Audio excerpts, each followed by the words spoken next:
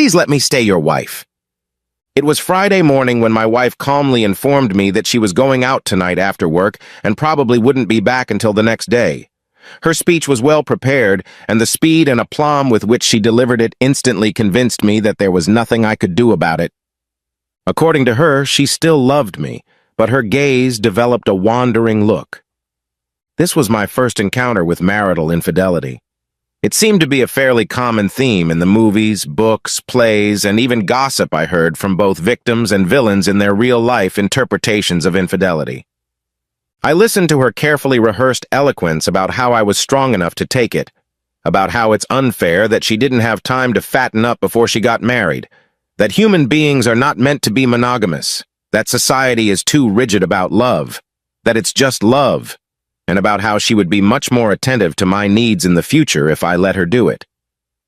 With the slightest sigh separating this nonsense about me letting her from my response, she moved forward with renewed vigor into the also well-marked waters of clichés, including that I have no choice, that she can do whatever she wants with her body, that life is short and she deserves all the pleasure she can get, and that she has the right to satisfy even the need to try many different colors, shapes, tastes.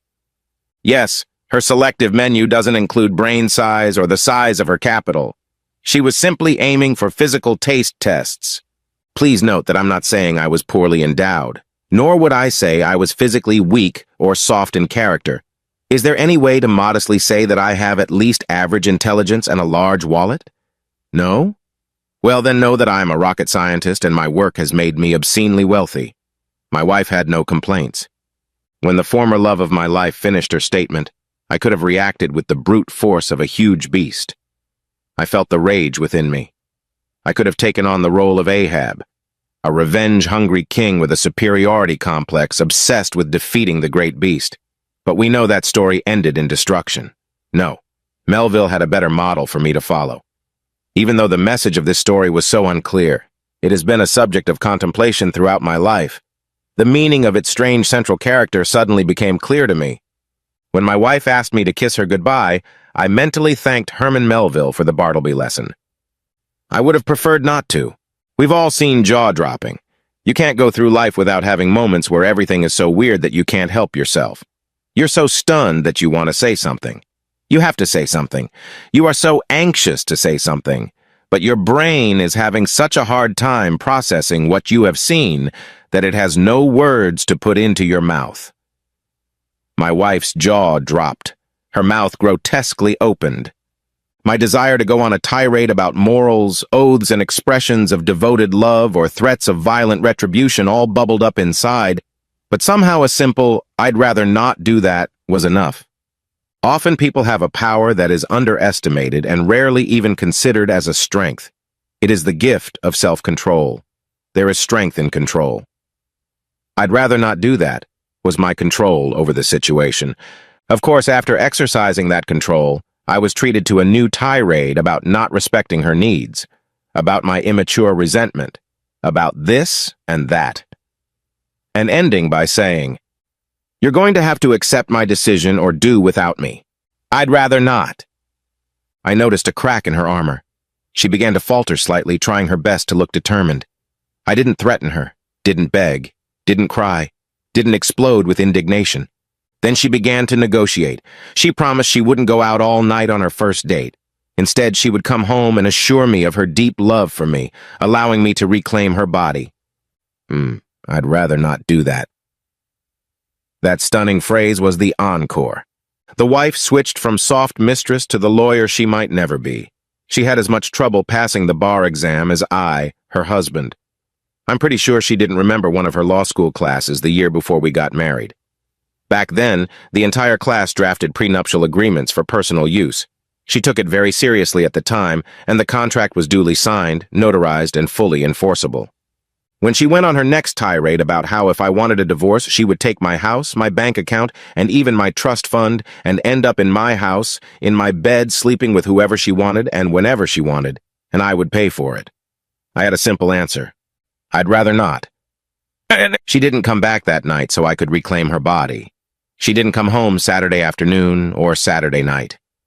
The sun was just setting on Sunday night when she dragged herself into the house, looking like a wild animal had just driven her onto the rocks.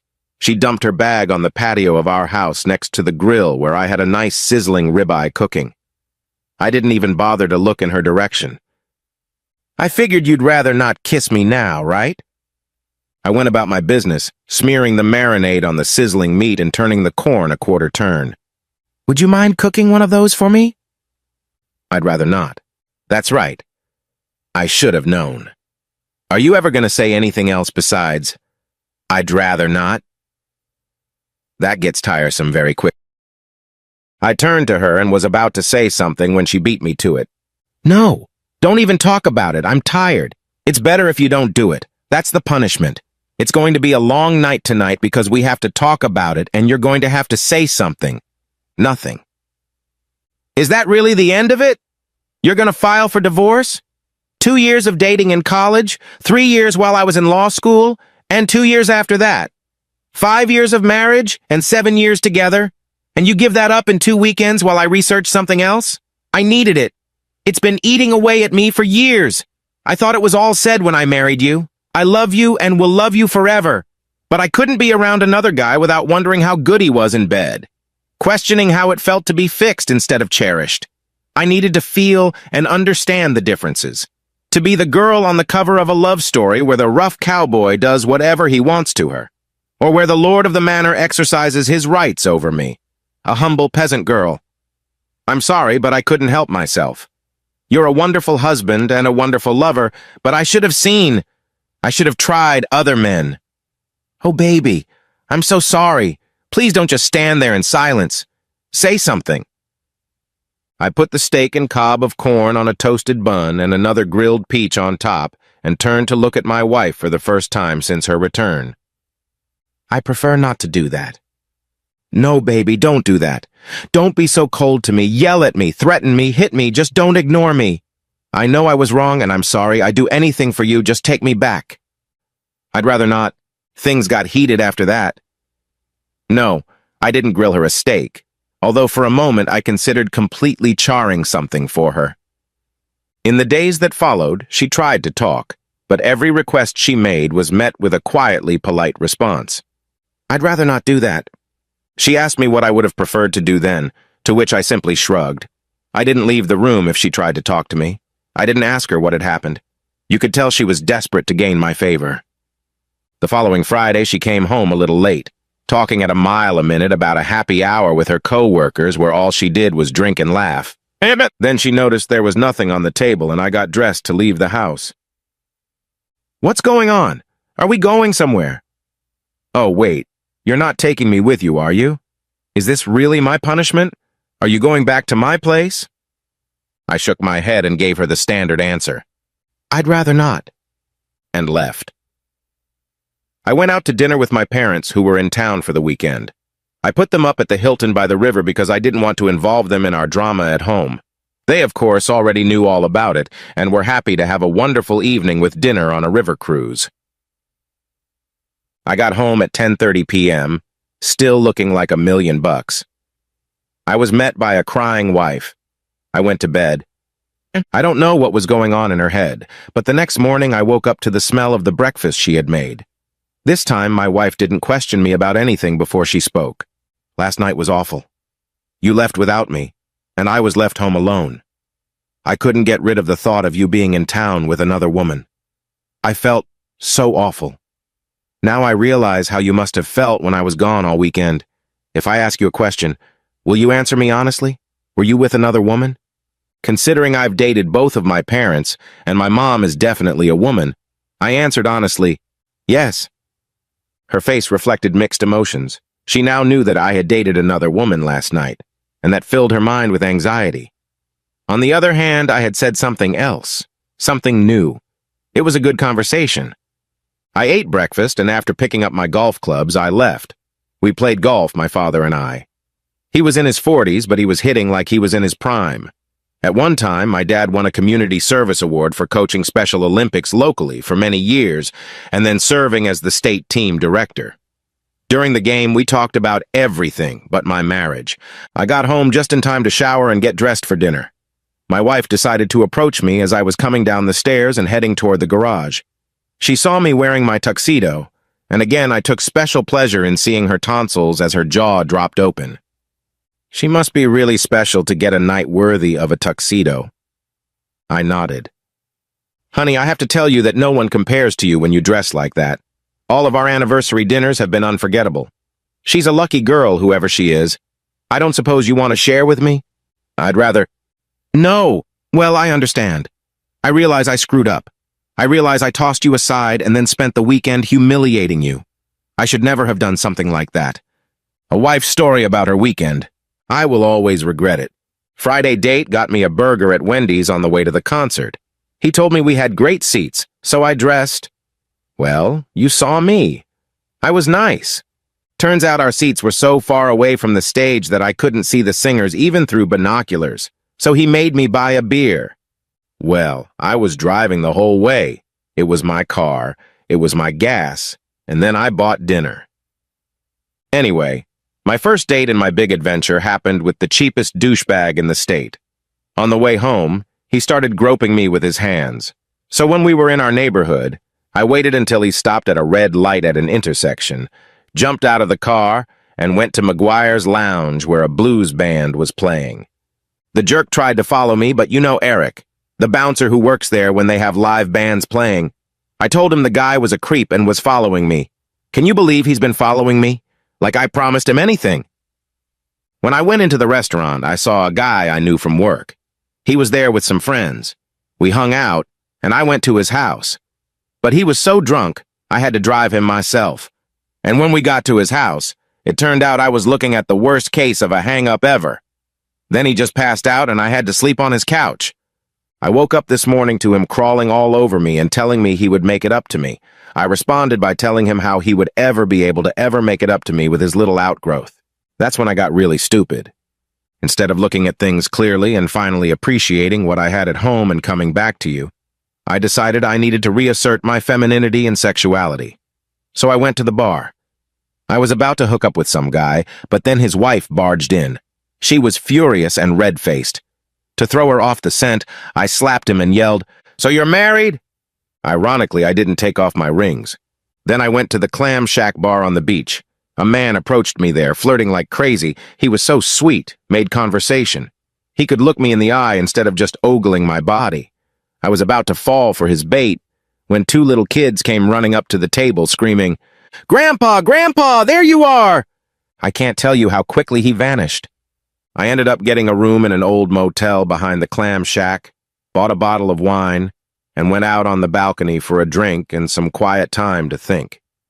Turns out there was a table full of single and divorced women on the terrace directly below me, and their conversation turned to men. They started talking about their dating failures, naming names, giving details. It came out that my experiences were pretty common. Misogynists, older lechers, and cheap asses. That's what they said men were. Well, I can't blame them much for that. I mean, a girl can hardly expect a man to treat her as an equal and that he will pay for everything. These women on the terrace went through a long list of experiences with married men and men who seemed to be devoted family men, but for whatever reason went left. Then they turned to the physical diversity of the men they dated. They talked about dating guys from other cultures, races, religions, and even different political orientations. They talked about how size was not as important as how caring their lover was. They all agreed that if you can find both in the same man, you should latch onto him and keep him with you forever. I almost left then to come home to you. But I had to listen to the rest of their conversation, and I'm glad I stayed. I heard nothing more.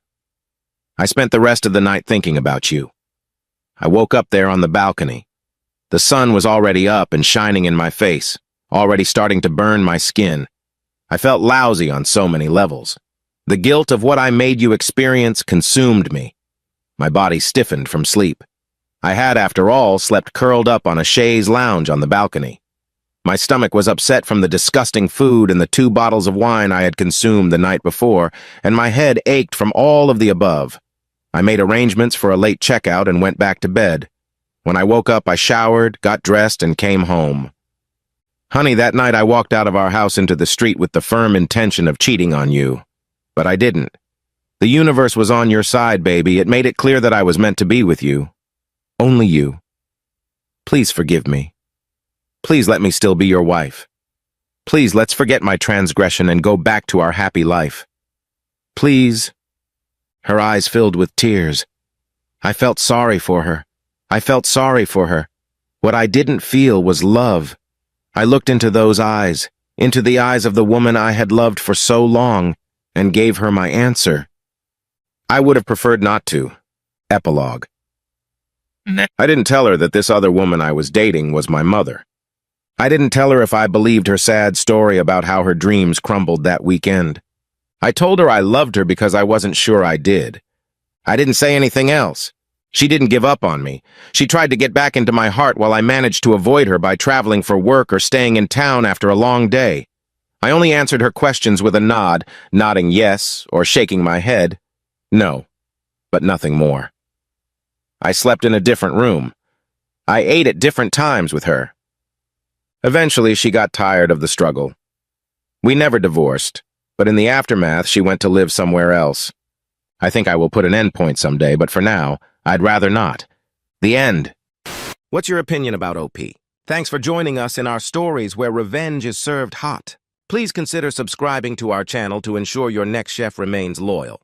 Tune in for the next one to get your revenge appetite fulfilled. If you're below 18, hold on, it's not for the faint-hearted.